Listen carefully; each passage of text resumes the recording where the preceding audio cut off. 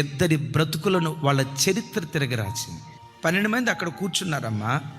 యేసయ్య అన్నారు, మీలో ఒకడు నన్ను అప్పగించబోతున్నాడు అన్నారు. యేసయ్యను అప్పగించబోయేది ఎవరు? ఉన్నాడు అక్కడ? ఉన్నాడు. ఆ మాట అంతంతో ఏమనాలి? నేనే ప్రభువా, దారి తప్పినోడిని నేనేనయ్యా, 30 వెండి నాణాలకు బేరమాడిన వాడిని నేనేనయ్యా అని దేవుని పాదాల మీద పడి పశ్చాత్తాపడితే గనుక ఇస్కరియోతు యోధా స్థానమట వాస్తవంగా అపోస్తులైన పౌలు వారి స్థానమట. నేనా అన్నాడు. ఎవరు? ఇస్కరియోతు యోధా. దావీదు ఏమన్నాడు తెలుసా?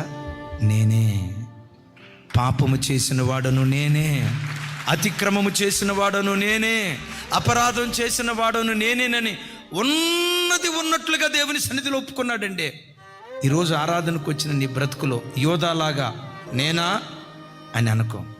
నేనే ప్రభువా, బ్రతకాల్సినంత భక్తిగా నేను బ్రతకలేకపోతున్నా, జారే లోకంలో బ్రతుకుతూ తెలియకుండా ఎక్కడో ఓ చోట నేను జారిపోతున్నానయ్యా, జారిపోకుండా నన్ను నిలవబెట్టవా? దేవుని సన్నిధిలో నువ్వు అడిగితే ఎన్నడూ జారిపోకుండా నిత్యము నిలిచే సియోను కొండలాగా నా దేవుడు నిన్ను నిలవబెట్టును గాక.